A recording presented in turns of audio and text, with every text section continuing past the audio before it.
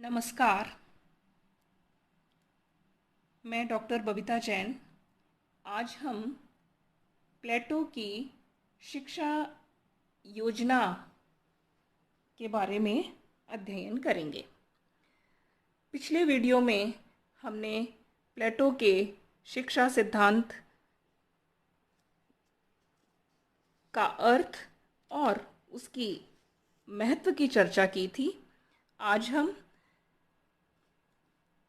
प्लेटो के शिक्षा योजना की पृष्ठभूमि और उसकी शिक्षा योजना की चर्चा करेंगे। प्लेटो अपने शिक्षा योजना में तत्कालीन प्रचलित दो नगर राज्यों की शिक्षा योजना से बहुत अधिक प्रभावित था। प्लेटो के समय में दो महान नगर राज्य थे, एथेंस और स्पार्टा। इन दोनों ही नगर राज्यों में शिक्षा की अपनी विशिष्ट पद्धतियां प्रचलित थीं और ये दोनों ही नगर राज्य शिक्षा के बड़े केंद्र के रूप में भी पूरे यूनान में जाने जाते थे।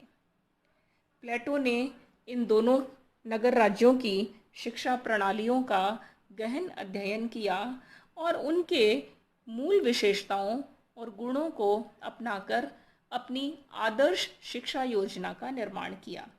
तो आइए हम सबसे पहले यह जानते हैं कि एथेंस की शिक्षा प्रणाली की क्या विशेषताएं थी। एथेंस की शिक्षा प्रणाली मुख्यतः प्रजातांत्रिक नगर राज्य के अनुकूल थी। एथेंस यूनान का श्रेष्ठतम प्रजातंत्र था, जहां व्यक्ति की स्वतंत्रता को सर्वाधिक महत्व दिया जाता था। इसलिए एथेंस में शिक्षा का प्रबंध परिवार के हाथ में था, अर्थात रोमन साम्राज्य के अधीन आने तक भी प्राचीन काल से लेकर के एथेंस हमेशा से ही शिक्षा को व्यक्तिगत हाथों में रखा हुआ था। इसका अर्थ यह है कि प्रत्येक माता पिता की इच्छा पर निर्भर था कि वो अपने बालक और बालिका को किस प्रकार की शिक्षा का प्रबंध करें। शिक्षा का राज्य का बिल्कुल भी दायित्व नहीं था। एथेंस की शिक्षा प्रणाली के तीन प्रमुख सोपान थे: प्राथमिक शिक्षा, माध्यमिक शिक्षा और सैनिक शिक्षा।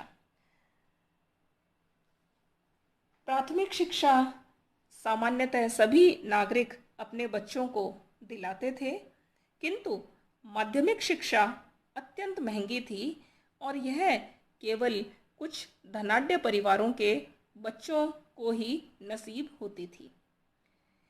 सैनिक शिक्षा शिक्षा के सोपान में अंतिम शिक्षा थी और यह राज्य के द्वारा दी जाने वाली अनिवार्य शिक्षा व्यवस्था थी, सैनिक व्यवस्था, जो प्रत्येक युवक को अर्जित करनी अनिवार्य थी।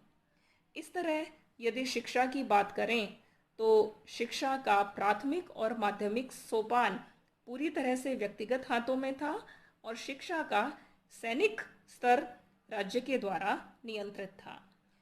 यदि शिक्षा के पाठ्यक्रम की बात की जाए तो एथेंस में शिक्षा प्राथमिक रूप में मूलतः साहित्यिक, नैतिक, धार्मिक, व्यायाम संबंधी और संगीत की शिक्षा दी जाती थी। शिक्षा का पाठ्यक्रम ऐसा था कि मानव मन को सर्वोत्तम विकसित किया जा सके और एक आदर्श चरित्रवान व्यक्ति का निर्माण किया जा सके। शिक्षा में कला के विकास की बहुत गुंजाइश थी।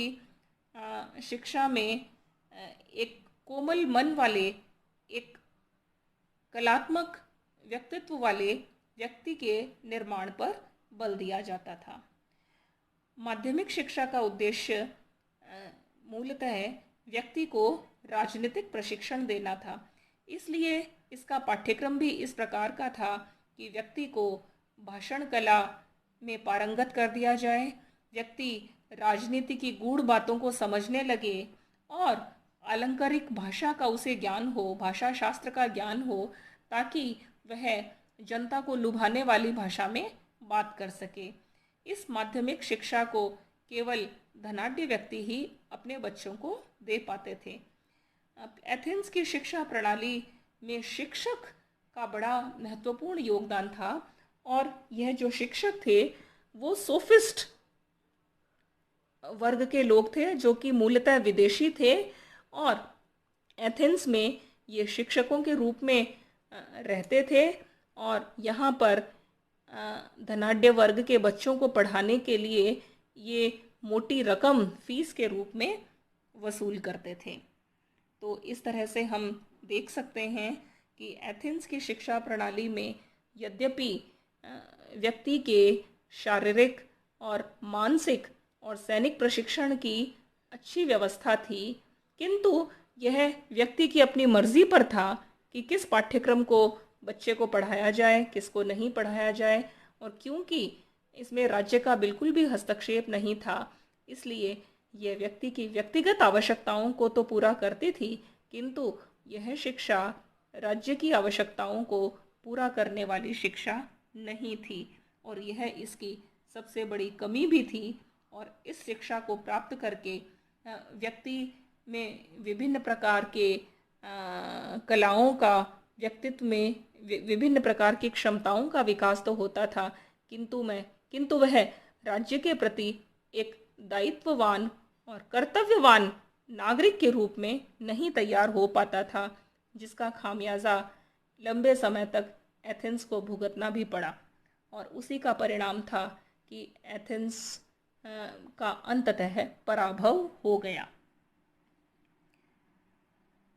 एथेंस के समान ही दूसरा महत्वपूर्ण नगर राज्य था स्पार्टा। स्पार्टा में लंबे समय से कुलीन सैनिक तंत्र की शासन प्रणाली चल रही थी। यह मुख्यतः एक सैनिक नगर राज्य था और उसके अनुरूप ही यहाँ की शिक्षा योजना भी, यहाँ का शिक्षा तंत्र भी पूरी तरह से राज्य के नियंत्रण में था। तो राज्य के द्वारा ही यहाँ की शिक्षा नियंत्रित थी एवं राज्य की देख रेख में शिक्षा का पूरा प्रबंध किया जाता था। स्पार्टा की शिक्षा प्रणाली की एक महत्वपूर्ण विशेषता यह थी कि यह बालक और बालिका को समान रूप से राज्य की देखरेख में ही शिक्षा प्रदान की जाती थी। बालक और बालिकाओं को एक साथ कठोर सैनिक प्रशिक्षण दिया जाता था। बालिकाओं को बालकों के समान ही भाला फेंक और विभिन्न प्रकार के कठोर व्यायाम करवाए जाते थे। दौड़, कुश्ती, बर्छी इत्यादि अनेक प्रकार के व्यायामों के द्वारा उनके शरीर को बलवान और पुष्ट किया जाता था ताकि उनकी संतान भी बलवान और पुष्ट हो सके। प्लेटो ने स्पार्टा की इस शिक्षा प्रणाली के प्रति एक बहुत सहानुभूतिपूर्ण रुख अपनाया है और इस प्रकार की शिक्षा को उसने अपने शिक्षा योजना में भी आयात करने का प्रयास किया है। स्पार्टा की शिक्षा प्रणाली में एक महत्वपूर्ण तत्व था कि वहाँ 7 वर्ष की आयु से ही बालक और बालिका को राज्य स्वयं के नियंत्रण में लेकर उनकी कठोर शिक्षा की व्यवस्था प्रारंभ कर देता था। इसलिए पारिवारिक जीवन राज्य की आवश्यकताओं के सम्मुख बहुत गौण था। राज्य के अनुसार ही परिवार का प्रबंधन किया जाता था। विवाह एक गुप्त और अवैध संबंध था। 20 वर्ष की आयु के पश्चात नागरिकों को विवाह करने की स्वतंत्रता थी, किंतु उसका उद्देश्य केवल और केवल राज्य के लिए संतानोत्पत्ति करना था। पति और पत्नी अपने वैवाहिक तथा पारिवारिक संबंधों के आधार पर जीवन यापन नहीं कर सकते थे। वहाँ की सामाजिक व्यवस्था भी सैनिक आवश्यकताओं के अनुसार ही संचालित होती थी। नागरिकों को सामूहिक भोजनालय में भोजन करना होता था। वे पारिवारिक जीवन के अभाव में सामूहिक जीवन व्यतीत करते थे। स्पार्टा में न तो अत्यधिक अमीरी और न ही अत्यंत गरीबी थी। एक मध्यम जीवन स्पार्टा के नागरिक व्यतीत करते थे। स्पार्टा में विभिन्न प्रकार की बहुमूल्य धातुओं का प्रयोग पूर्णतः निषिद्ध था। वहाँ की मुद्रा भी लोहे की मुद्रा होती थी और इस तरह से हम कह सकते हैं कि वहाँ की शिक्षा प्रणाली स्पार्टा के सामाजिक जीवन के केंद्र में थी और शिक्षा के द्वारा कुलीन तंत्रीय सैनिक शासन के उद्देश्यों को प्राप्त किया जा सके, यही स्पार्टा की शिक्षा का पाठ्यक्रम था। इसलिए वहाँ के शिक्षा के पाठ्यक्रम में वैयक्तिक, भावनात्मक और मानसिक गुणों के विकास पर कोई भी ध्यान नहीं दिया गया, किंतु कठोर सैनिक प्रशिक्षण एवं कठोर शारीरिक व्यायाम के द्वारा एक सुदृढ़ शरीर और बल वाले सैनिकों का निर्माण करना स्पार्टा की शिक्षा प्रणाली का मुख्य उद्देश्य था।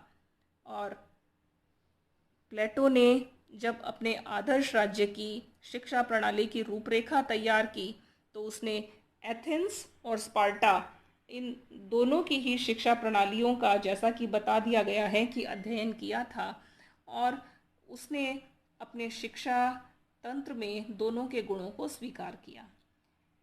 प्लेटो के अनुसार एथेंस का पाठ्यक्रम श्रेष्ठ था क्योंकि वह व्यक्ति के सूक्ष्मतम अच्छाई और सत्य का उद्घाटन उसके द्वारा किया जा सकता था। और स्पार्टा का शिक्षण संगठन श्रेष्ठ था क्योंकि वह राज्य के नियंत्रण में अनुशासनात्मक तरीके से शिक्षा प्रदान करने का एक उपक्रम था। एथेंस में जहाँ शिक्षा के व्यक्तिगत पहलू पर बल दिया जाता था, वहीं स्पार्टा में शिक्षा के सामाजिक पहलू पर बहुत अधिक बल दिया जाता था। प्लेटो ने इन दोनों प्रणालियों के दोषों का बहुत गूढ़ता से अध्ययन किया और उसने ये पाया कि यदि दोनों के श्रेष्ठ गुणों को अपना लिया जाए और उसके पश्चात यदि आदर्श राज्य के अनुरूप शासकों को उस प्रकार की शिक्षा प्रदान की जाए तो एक आदर्श शिक्षा योजना की स्थापना हो सकती है। प्लेटो ने अपनी शिक्षा योजना की एक रूपरेखा रिपब्लिक में प्रस्तुत की है, जिसकी चर्चा हम अगले वीडियो में करेंगे।